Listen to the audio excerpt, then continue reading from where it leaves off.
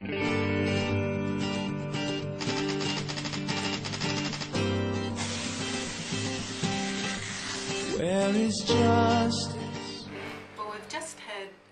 har lige haft en uge med 24/7 online bøn, så folk fra hele verden har haft mulighed for at skrive sig op og være med i bøn. Og det har været en vidunderlig oplevelse. Men hvad siger Gud til os nu? Hvor går vi hen herfra? Hvad bliver vores næste skridt?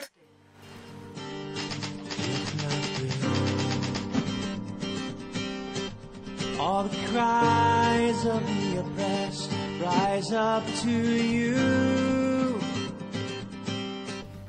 Jeg råber på retfærdighed. Jeg råber på retfærdighed for de udsatte, at deres behov vil blive mødt, og at de vil blive genoprettet. Jeg råber på retfærdighed. Jeg råber op imod vold i hjemmet som et resultat af alkoholforbrug, psykiske problemer og rituelle og religiøse fordomme mod kvinder. Vi råber på retfærdighed. Vi råber op i enighed med Herrens bøn. Guds rige kom, Guds vilje ske som i himlen, således også på jorden.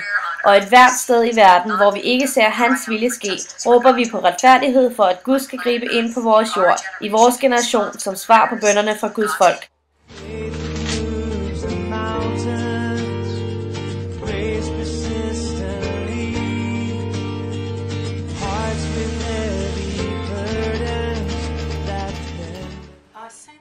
Jeg føler, at Herren siger til os, at vi helt enkelt skal være stille og kende, at jeg er Gud.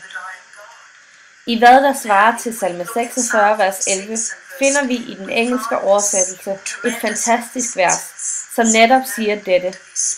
Vær stille og kend, at jeg er Herren. Når vi sidder sammen med vores bedste ven eller ægtefælle, behøver vi ofte ikke at sige noget. Vi kan bare sidde i stilhed og nyde hinandens selskab, og helt enkelt være os selv. Vi skal ikke bevise noget. Vi behøver ikke at lade som om, men vi er bare os selv. Og det er, hvad Gud virkelig ønsker, vi skal gøre, når han siger, vær stille, bare vær os selv. Lad være med at lade som om. Bare være i hans nærvær. Højdepunktet for mig i bønnerummet var stilheden tidligt om morgenen, når der ikke var støj i nærheden eller trafik eller sådan noget. Og i stilheden kom Guds stemme til mig, og at kunne læse Guds ord og høre musik på den måde var virkelig et højdepunkt for mig i 24/7 bøn. Så hvad siger Gud til os nu? Og hvor går vi hen nu? Jamie Phillips skrev for mange år siden, der er ofte for meget anstrengende, næsten hysterisk indsats, og ikke nok stille tillid til Kristus i os. Så måske siger Gud, stille, stol på, stille, lyt. Må jeg foreslå, at du i den kommende uge bruger verset fra salme 46 og siger det på en lidt anderledes måde. Bare et ord ad gangen. Det første ord, vær.